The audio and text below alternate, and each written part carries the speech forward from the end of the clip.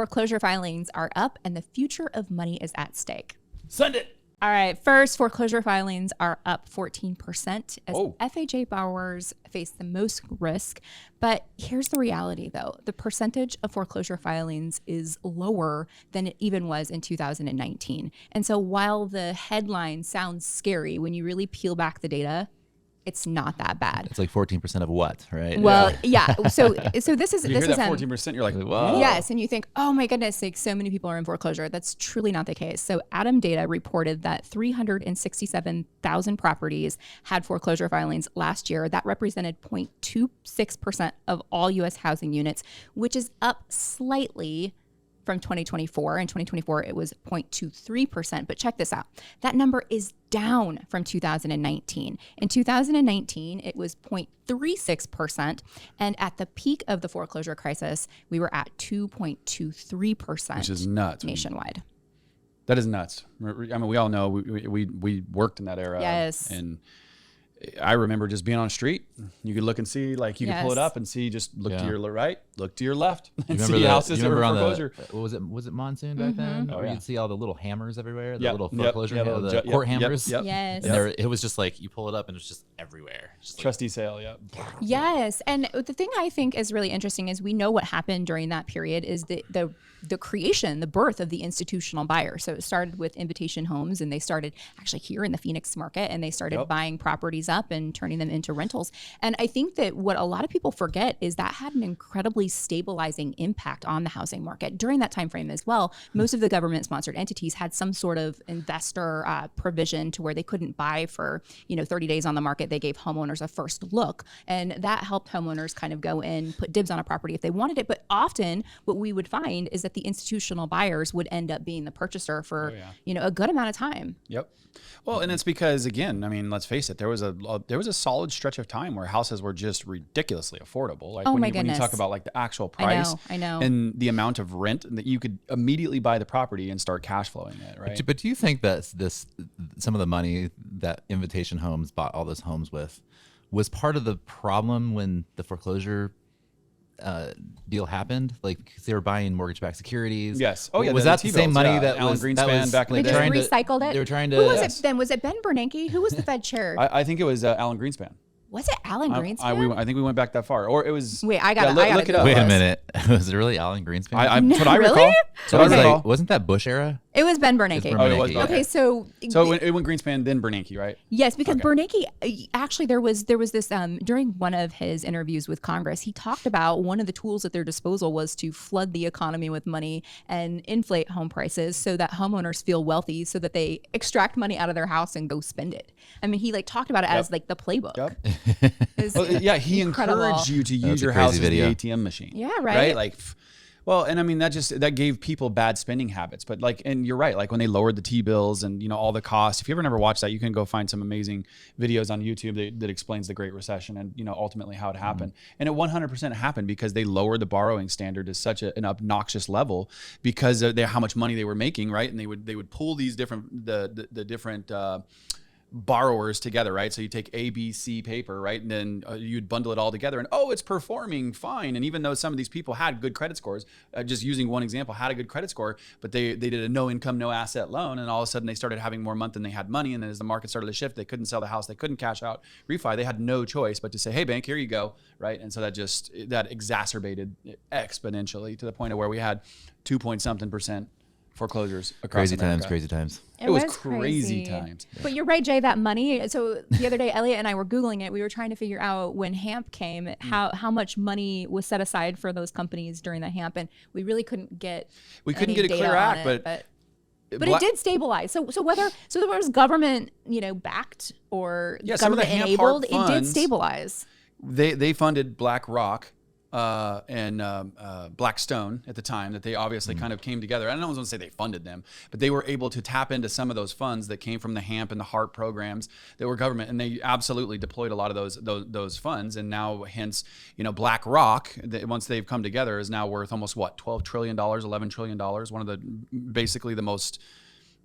It's just their assets under management, right? Yeah. Their assets under management, but I think it's it's but important I to own know. BlackRock. Exactly, like so many people. You probably do, right? Like yes. It seems like so. The future of money is at stake. There is a bill going through Congress right now. It's having some challenges, but let's talk about the Clarity Act, because over the past few days, this has been, it's not clear, it's chaos. Senate Banking Committee delaying a vote on legislation to structure the crypto market and digital assets, pushing the bill's timeline to February at least. This coming after pushback from the crypto industry over whether platforms should be paying interest or be able to pay interest on rewards on stablecoins.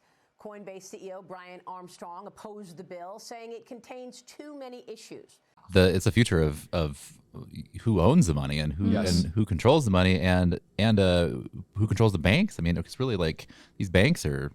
I mean, they are Talk about old money. American people. Yeah. So check this out. That, you might have to bleep that word out. Yeah. Oh yeah. Sorry. So check this out. Part of what we were talking about has to go with the foreclosures up. And I mean, obviously, even though it's a very small percentage, when you start looking at like hardship, et cetera, did you know that like part of a study, I was having a conversation with chat around some of this stuff, and it was said, hey, the most recent data on this comes from 2024 in a study that was done, that almost $13 billion is collected from NSFs, right, alone. So meaning banking, right, homeowners that fees they collect, et cetera. So like when you start thinking about like the, that being your depository, and now all of a sudden with the rise of the stablecoin and a lot of what they're getting positioned on and what they're fighting over is these rewards that was part of the Genius Act, right? And that's basically you being able to earn money off of you depositing money into your institutions. And so with a lot of these banks, like a Coinbase, for example, could become a bank. A Kraken could become a bank, to where now all of a sudden you start having cards and you can use these types of things. And then now that's linked to some kind of coin, a stable coin, et cetera. And you would be able to earn money off of these things, meaningful rewards, right? So when you start looking at like what they're doing, especially when you're talking about like a Jamie Dimon that just reported, was it Monday or last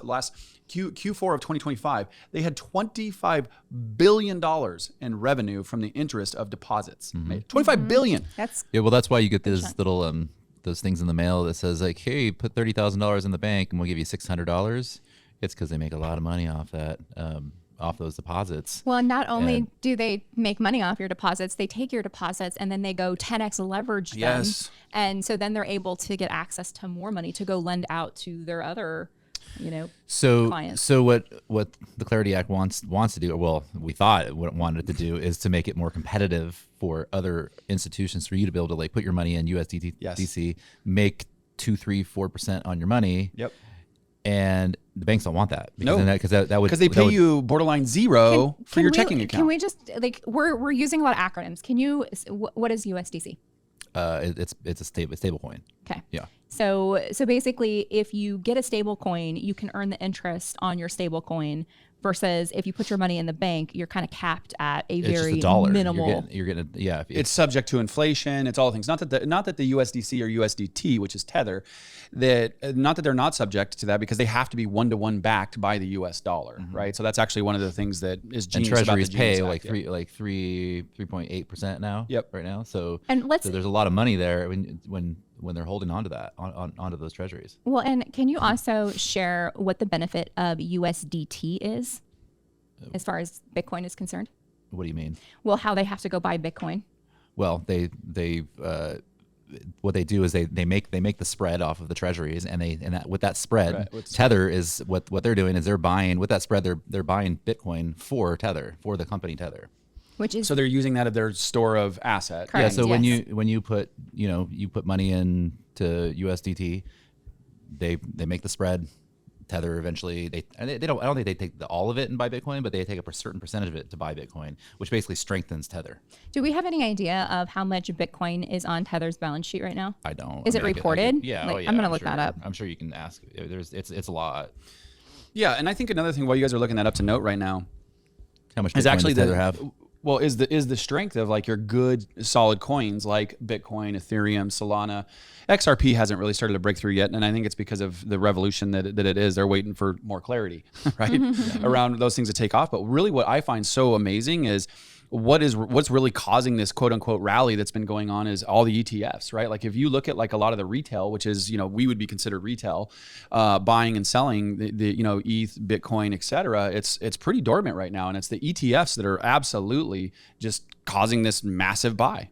Rustin on Simply Bitcoin said something last week. He said that he's never seen a time where, like institutions have been so bullish on Bitcoin, but retail has been so skeptical. I know, it's weird. And it's definitely a strange time. So Tether holds, as of January 2026, 96,000 Bitcoin. Let's see. Wow.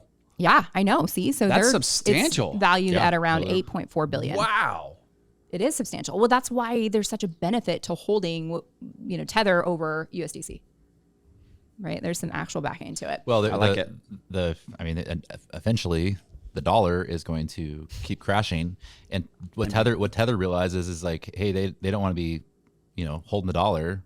So what they're doing is they're taking all their profits and buying Bitcoin, because that's also doing this. So then they're basically what do you call it, leveraging what they're making. It's a big flywheel. It's crazy. Yes. Yeah, they're hedging. They're hedging against the dollar with Bitcoin. Well, and I think that here's the cool thing about these institutions, and you see so many like mid-level and even small investors starting to take this same plan, right? Where, hey, you take $2,500 for example, or even $5,000. You invest it, you make profits, right? Let's say you do it on something that just like a swing trade or something that you do, and then you'll take that profit and put it into something that's a little bit more stable and long-term hold, right? And I think that's where you're starting to see a lot of the Ethereum, the Solana, right? Because that's where a lot of these the stable coins are going to be on those blockchains, and what is going to be driving them, or the theory, what will drive them to just crazy high heights, to where BTC is its own blockchain, its own closed blockchain, and it's the true digital gold. What do you think? A lot is happening in the world. We'd love to hear your comments. Drop it below, and thanks for tuning in.